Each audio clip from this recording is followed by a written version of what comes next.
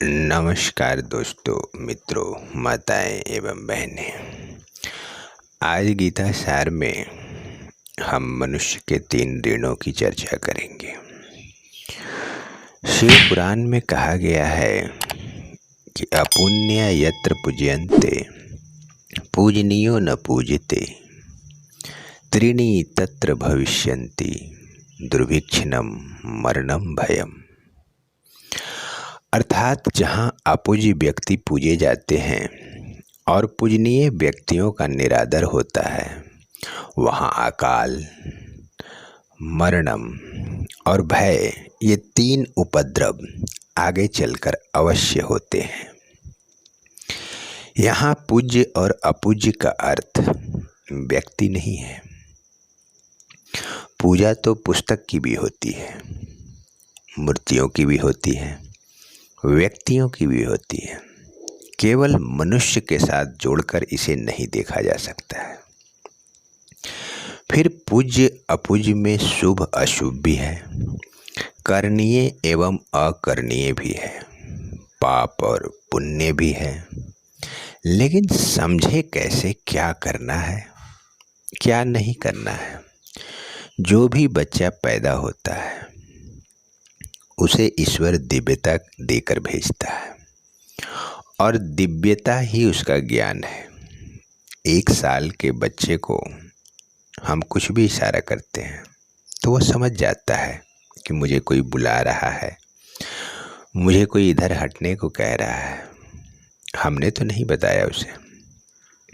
तो ईश्वर ने जो दिव्यता दे रखी है उसके 3 स्रोत हैं। पहला तो वो परमपिता परमेश्वर है। दूसरा वो टीचर है तुम्हारा, जिसे खोलकर उस विद्या को पढ़ना सिखाया। तीसरा समाज है, जो तुम्हें सिखाता ही रहता है हर समय। समाज में माता पिता हैं, संबंधी हैं, मित्र भी हैं, जिसको तुम मातृभाषा कहते हो। तो माँ तो बस 80 शब्द सिखाती है बच्चे को, बाकी सारे तो वह बाहर से सीख के आता है। स्कूल से, सगे संबंधियों से, अध्यापकों से, पुस्तकों से, गांव से, समाज से। ईश्वर ने जिन 3 स्रोतों के माध्यम से जो दिव्यता दे के भेजा है वो ऋण होता है हर व्यक्ति के ऊपर। तो 3 प्रकार का कर्जा लेकर हर व्यक्ति पैदा होता है। पहला है परमात्मा का ऋण। उसने शरीर दिया, जन्म दिया, घर परिवार दिया, घर बार दिया, खाना पीना दिया, हवा पानी दिया। वो ऋण है हमारे ऊपर। दूसरा ऋण होता है ऋषि ऋण।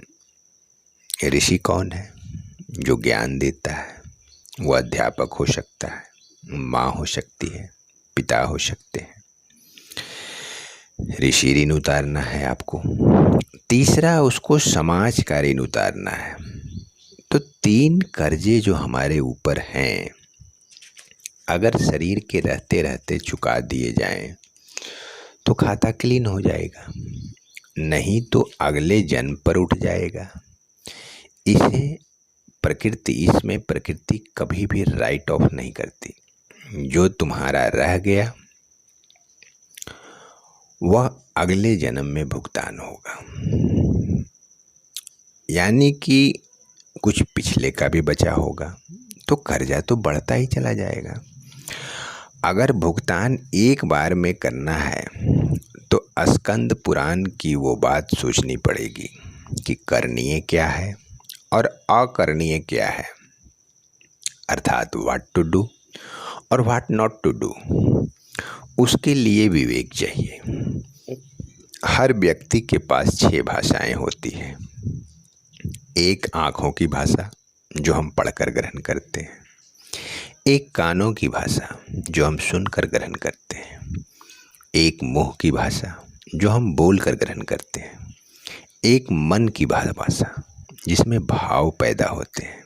एक बुद्धि की भाषा, जिसमें तर्क वितर्क का जन्म होता है। और एक संकेत की भाषा है।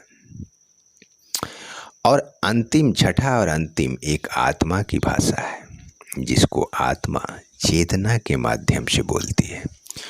तो 5 भाषाएं तो शरीर की हैं, एक भाषा शरीर की नहीं है। वो इसलिए नहीं है क्योंकि आत्मा शरीर का अंग नहीं है। आत्मा का आवरण शरीर है। शरीर आत्मा को नहीं मिला है, आत्मा को शरीर मिला है।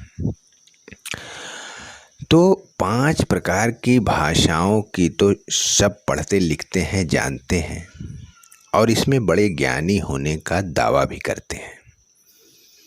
लेकिन शरीर माया का अंग है और माया भ्रम है। तो शरीर भी भ्रम है और शरीर की 5 भाषाएं भी भ्रम है।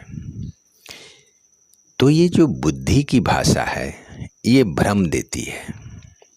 जैसे तुम ट्रेन में बैठे जा रहे हो, बाहर पेड़ भागे जा रहे हैं, तो पेड़ तो वहीं खड़े हैं, कैसे भाग सकते हैं?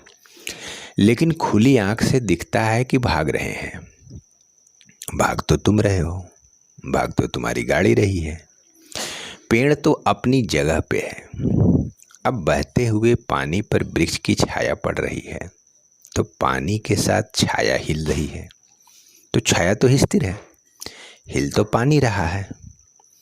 लेकिन हम देख रहे हैं और हमारी बुद्धि मान रही है कि छाया हिल रही है। तो तुम्हारा शरीर वृक्ष है, तुम्हारी आत्मा छाया है और बहता हुआ पानी माया है। इस माया पर तुम्हारी आत्मा की छाया स्थिर पड़ी हुई है, तुम्हें हिलती हुई लग रही है। इस भ्रम से निकलने के लिए 5 भाषाओं के साथ साथ छठी भाषा का सीखना बहुत जरूरी है। और छठी भाषा आत्मा की भाषा है। वह तब सुनाई पड़ती है जब ये 5 भाषाएं मौन हो जाती हैं। परमात्मा शून्य में रहता है। शून्य का मतलब है साइलेंस, मौन। उस शून्य में मौन की मौन से बात हो सकती है, मौन की भाषा से बात नहीं हो सकती है, क्योंकि ये 2 अंतर विरोधी चीजें हैं, भाषा और मौन। He wants to talk to you, but in silence, in complete silence. Now you have create the complete silence. तो वह कैसे आएगी? केवल ध्यान से आएगी। इन 5 भाषाओं को सुलाने का एकमात्र साधन है ध्यान, मेडिटेशन। तो मेडिटेशन क्या है? तो मेडिटेशन जो आप ध्यान करोगे, इससे ये 5 धीरे धीरे धीरे करके सो जाएगी। अब माया क्या है? तो माया वह है कि माया जो है उसके नहीं होने का विश्वास, और जो नहीं है उसको होने की प्रकृति, इसी को तो माया कहते हैं। तो माया क्या है और उसका भ्रम कैसा है? जैसे ये घर जो बना रहा हूँ, अब हम सोच रहे हैं कि ये जो घर बना रहा हूँ उसमें 3-4 पुश्तें रहेगी। ये जो पैसा जमा कर रहा हूँ, बुढ़ापा मेरा आराम से मज़े में कटेगा। ये माया है सब। तुम्हें विश्वास है कि तुम बूढ़े होने तक जियोगे? क्या गारंटी है? विश्वास है कि जिस संतान के लिए घर बना रहे हो वह तुम्हें वहाँ रहने देगी? हो सकता है फेंक दे किसी वृद्धाश्रम में। तो जो अनिश्चित है, जो भ्रम पर टिका हुआ है, उसी भ्रम में जीते चले जाना मूर्खता है। विवेक हो तो फिर समझ में आता है कि चलो मेरा पितृ ऋण है, मेरे हाथ में पैसा है, तो चलो एक घर बना दूं, क्योंकि मेरे पास सामर्थ्य है, तो बना दो, अच्छी बात है। पितृ ऋण से मुक्त हो गए, इस आशा से नहीं कि ये मेरे बुढ़ापे का आश्रम बनेगा। यह भ्रम है। इस भ्रम में नहीं जीना है, सत्य में जीना है। और सत्य वही है जो सिर्फ आत्मा की भाषा है।